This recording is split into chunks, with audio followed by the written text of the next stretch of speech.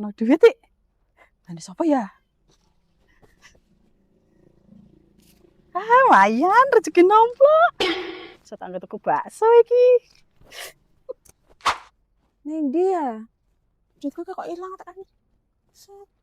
Ora ono ta. Mbak Dia. Sampeyan ki ngopo kok kaya bingung ki lho, ndelok-ndelok ngisor ki ono apa? Mbak, sampean mau pas lewat kene ndeloki duitku ra, Mbak? Ana duit tiba ngono. Duitku ilang, Mbak. Duit. Ora, Mbak. Tapi to, Mbak, duitku to perasaan tiba ning kene, Mbak. Iya, tapi aku ora weruh, Mbak, ora ngerti duit aku. Sampean mau bar lewat kene tuh, Mbak. Iya. Tapi aku ora ngerti duit tiba, Mbak. Lah kuwi sampean genggam apa kuwi? Tanganmu nyimpen apa kuwi? Iki wis biasa ngene aku, Mbak.